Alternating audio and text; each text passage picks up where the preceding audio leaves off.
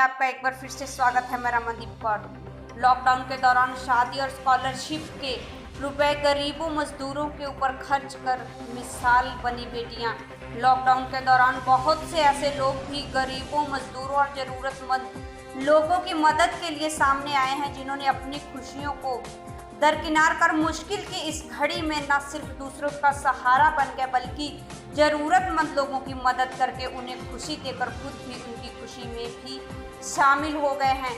Mansoor park के पास स्थित गुलाबबाड़ी में रहने वाली आशा का 26 मार्च को निकाह था, लेकिन लॉकडाउन के चलते जब दोनों परिवारों ने निकाह की तारीख आगे बढ़ा दी, तब लॉकडाउन के चलते नौकरी करने वाली इस बहन और तमाम लोगों के घर बैठे और खाने पीने की दिक्कत आशा से देखी नहीं गई और उसने अपने निकाह के लिए इकट्ठे किए गए रुपए परिवार की इजाज़त लेकर उन लोगों के भोजन पानी और अन्य जरूरी वस्तुओं पर खर्च करने शुरू कर दिए, जो वास्तव में परेशान थे। आशा कहती है कि निकाह तो बाद में भी हो सकता है, लेकिन इस समय लोगों की मदद सबसे बड़ी सेवा है।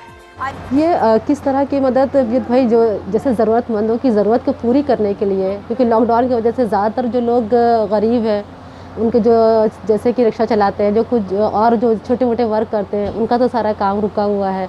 तो मेरी शादी होने वाली थी, तो वो जो शादी के इंतज़ामात हुए थे, मैंने उन पैसों को उठा करके अपनी सिस्टर को दे दिया, क्योंकि वो इस गरीबों की मदद कर रही थी। वो जो मेरे पास था, मेरे अम्मी अब्बू के पास था, उसके ज़रिए हम ये गरीबों की जो हो सकता है वो कर रहे हैं। शादी कब थी आपकी? मेरी 26 मार्च को शादी थी, तो वो तो लॉकडाउन की वजह से पोस्टपोन हो चुकी थी। अब तो होना ही नहीं है अभी, फिर जब होगी तो अल्लाह बेहतर जानता है कब होगी। जो आपका पैसा था वो आपने गरीबों के राशन के लिए दे दिया है। बच्चे बताइए। मेरा नाम आयशा सलीम है और मैं मंसूर पार्क गुलाबबाड़ी में।